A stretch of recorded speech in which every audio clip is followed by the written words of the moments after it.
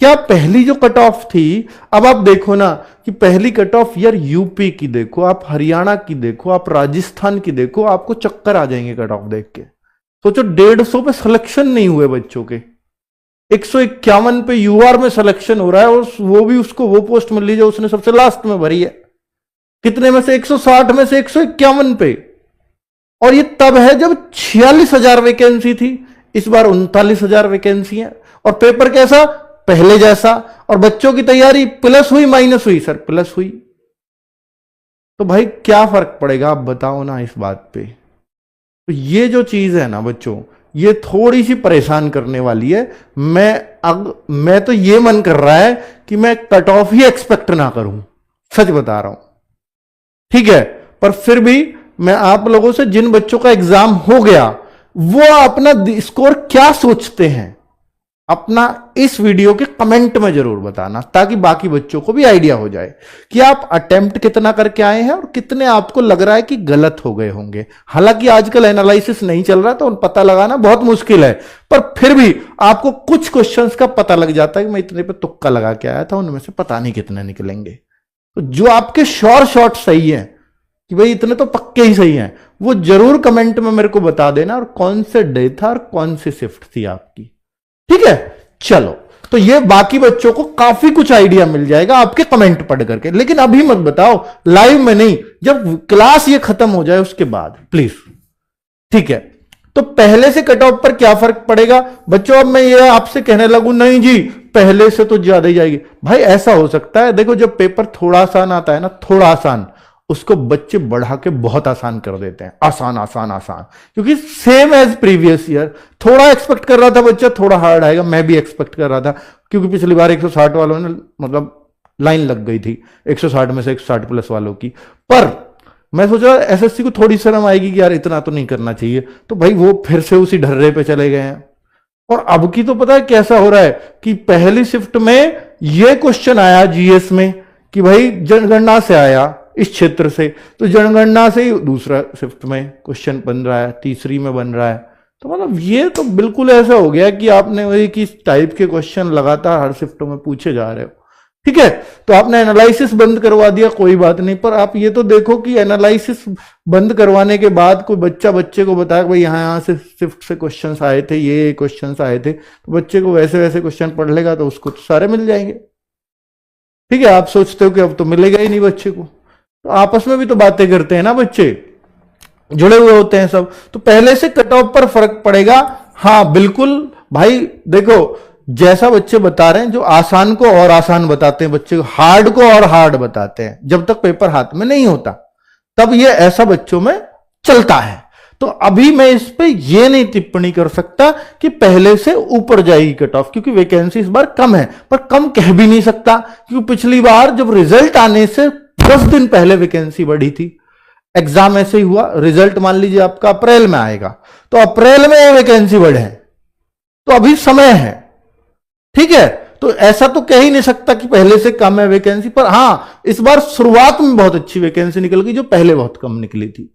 यानी शुरुआत में पहले 26,000 आई थी, फिर बढ़ के 46 हुई। इस बार शुरुआत में 39,000 है, बढ़ के कितनी होंगी पता नहीं, या इतनी रहेंगी, इस बात को भी नहीं कह सकते, ठीक है। चलो, तो कुल मिलाकर के इस बात का कट ऑफ का फर्क अभी नहीं बताया जा सकता, जब तक पेपर हम ना देख लें खुद, या मैं आपसे कुछ गूगल फॉर्म आंसर की आने के बाद भरवाऊंगा, उसके बाद ये बात बताऊंगा। क्या लेवल बढ़ रहा है? अब बच्चों का ये सवाल भी है कि सर पहले दिन सबने अच्छा अच्छा आसान आसान बताया, अब दूसरे दिन तो ऐसा पेपर नहीं आया। देखिए क्या होता है बच्चों, 4, 5, 6 इन फेब में इन डेट्स पर एग्जाम हुआ। अब जो 4 फरवरी को एग्जाम हुआ था, 4 फरवरी को जो एग्जाम हुआ, इसकी खबर उड़ी बहुत आसान आया, बहुत आसान आया, बहुत आसान आया। लास्ट शिफ्ट तक आते आते बच्चे कहने लगा इतना आसान नहीं था, क्योंकि बच्चा क्या माइंडसेट लेके गया, आसान है बहुत। अब उसको दिखा 1-2 क्वेश्चन में दम है, तो फिर कहने लगा इतना आसान नहीं था। अब 4 वालों ने पूरे ने खबर उड़ा दी बहुत आसान। अब ये किस माइंडसेट से जा रहा है? बहुत आसान माइंडसेट से। अब इसको अगर 2 क्वेश्चन ने परेशान कर दिया, 4 क्वेश्चनों ने भी परेशान कर दिया, तो 5 तारीख वाले बच्चे कहेंगे कल आसान आ गया होगा, आज उतना आसान नहीं था। और 6 वाले तो दो दोनों को आसान सुन के जा रहे हैं, तो 6 वाले तो थोड़ा और इसको मुश्किल बताने लगेंगे। तो ये सच्चाई है, ठीक है। बाकी जब आप पेपर देखते हो और आप देखते हो नॉर्मलाइजेशन में, तो वो फिर वो एवरेज स्कोर ही बताना पड़ता है, ठीक है बच्चों।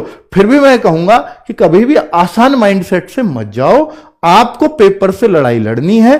1 घंटा आपको अपना जौहर दिखाना है और बहुत मेहनत से पेपर देना है। पहले ही मत सोच के जाओ कि बहुत आसान है। जो आप कर सकते हो वो सही करके आओ, इतना माइंडसेट लेके जाना है बस, ठीक है। दूसरा बच्चों, तो क्या लेवल बढ़ रहा है? मैं कहूंगा कि नहीं, मैं इस बात को नहीं मानता, क्योंकि मैंने बच्चों से भी बात की है, मैंने जो टीचर्स बच्चों से बात कर रहे हैं उनसे भी बात की है, तो मैंने तो देखा कि भाई लेवल नहीं, ऑलमोस्ट सेम है, ऑलमोस्ट सेम है। 19-20 का फर्क पड़ेगा ही, वो नॉर्मलाइजेशन में अंतर आता है। तो मैं ये नहीं कहूंगा कि 6 को बढ़ाया, 5 को बढ़ाया, 4 को बढ़ा। 4 वालों को कुछ नहीं पता था, इसलिए इनको हमेशा नॉर्मलाइजेशन में थोड़ा बहुत बेनिफिट मिलता है, क्योंकि ये कुछ माइंडसेट से गए थे। ये वाले लोगों को कुछ नहीं पता था कि क्या आएगा, ठीक है। चलो, तो कितना अटेम्प्ट कर पाएंगे? अब अगर आप देखो कि इस पेपर में कितना अटेम्प्ट आप कर पाओगे ऐसे पेपर में, तो आज मैं एसएससी जीडी के ऊपर बात करने वाला हूं, क्योंकि तो भाई जीके थोड़ी टफ है और करंट भी है। तो मैं तो सिर्फ एज ए स्टूडेंट आज आपसे बात करने आया हूं, कोई यूट्यूबर के जरिए अब मैं आपसे बात करने नहीं आया हूं, एज ए स्टूडेंट, क्योंकि मेरा भी एग्जाम था। तो आप चक्कर यह है कि आप किस तरीके से अटेम्प्ट करते हैं, एग्जाम हॉल का जो प्रेशर होता है उसको कैसे झेलते हैं। बशर्ते आप यहाँ कितना मॉक में कितना आपका स्कोर आ रहा है वो अच्छी बात है, लेकिन वहाँ किस तरीके से टाइम को मैनेज करते हैं। और आप जो आने वाले समय में जिन बच्चों का एग्ज़ाम है उनसे सिर्फ इतना ही कहूँगा अंतिम में कि आप जैसे आपका एग्ज़ाम 5-6 दिन बाद है, तो आप रिवीजन करिए, और जो 24 तक और 25 में जो हाल ही में घटनाएं हुई हैं और जो भी करंट अफेयर हो उसको रिवीजन कर लीजिए। बशर्ते आप सिर्फ अपने टाइम को, सिर्फ जो टाइम है उसको मैनेज करिए, जो अंकित सर ने आपको बताया है वो करने का।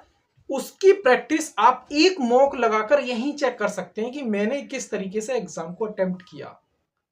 मैं ये नहीं कह रहा कि उन्होंने गलत बताया, नहीं, आप उस नियम को फॉलो करो यहीं पर। अगर यहीं बेटर मिला तो आप वहां पर भी उसको अप्लाई कर सकते हैं। तो ठीक है, मिलते हैं नेक्स्ट वीडियो में। Thank you.